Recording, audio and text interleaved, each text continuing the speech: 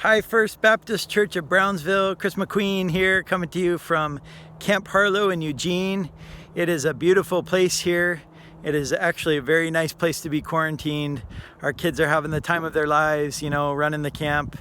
And so it's good to be here. It's good to be in the States, but we miss you all definitely. And we really are hoping that we can find a time to see you once things normalize. So we've got tickets to go back to Turkey on July 20th. And if things normalize before then, it would be great to be in person with you. I was interacting a bit with Pastor Michael and just talking about in our newsletter something that we had written about distributing food, and he just asked if I'd give you a little bit more information about that.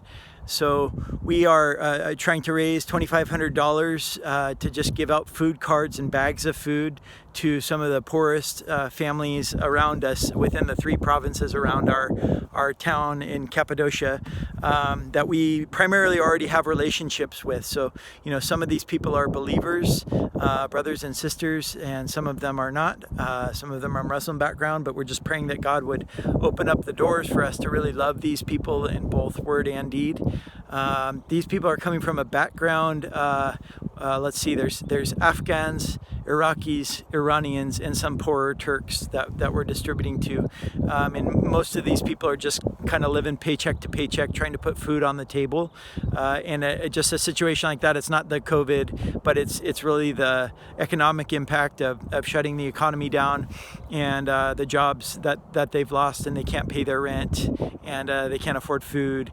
And so, yeah, we've been hearing a lot of stories. I've seen pictures of places that our local Iranian partner has gone to distribute food, and some of their homes are just bare. They don't have anything, and they're with tears. The parents are just talking about how hard it is right now. So let's pray for these people and feel just kind of in solidarity with the poor right now and what they're going through.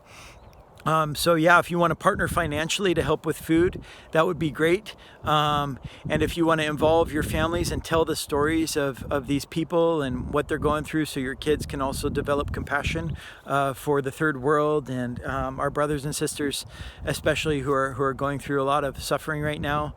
And these people, they're not dependent on a system or lazy, or they're really hardworking, and they've fled from conflict zones, and they're just trying to make life work until they can find their final place to rest and call home. And then just another dynamic, there's it's the holy month of Ramadan in Islam, and they have one of their pillars is to give alms, and if you do that during Ramadan, it counts as extra. There's something called sevap in Turkish. It's like credit, or it's like points, and if they can be generous during this time, they get points with Allah, and it tips the scales in their favor. We are sad and happy about that. We're happy that some of these people are really being merciful. They're interacting with the refugees who are generally discriminated towards, and they're forgiving rent, or they're not evicting people when they can, or they're actually giving food baskets as well sometimes. And that's really good. We're happy that people are being taken care of. Just in another way, some of these people are from a Muslim background, these refugees, and who are Christians, and they're being shamed also into leaving the faith. And especially during Ramadan, there's fear in people's hearts, or coming from society that's putting pressure on them because they know that they're Christians. So there's been a lot of threats in the past, and some persecution. So just let's stand in solidarity, especially with our brothers and sisters right now in the third world. And it's really a joy to be connected to you, and that we can share these things together, both the struggles and the good things, and just to walk out ministry to vulnerable people together. So thank you, Brownsville, for your desire to partner with us. I just want to give a little update from me and Kai. We're feeling heavy. We've gone through a really rough year. There's a lot that's happened. We'd love to tell you about it sometime, but we're still really recovering, trying to bounce back from some trauma. We're meeting with counselors. It's a bit of a rough road, but God is really good.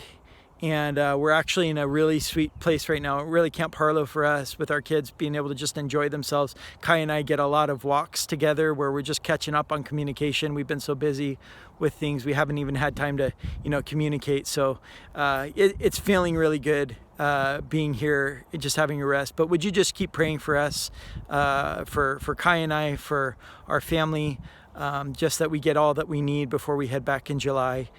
So yeah, and we love you very much. Once again, we hope to get to see you. So God bless you, Brownsville.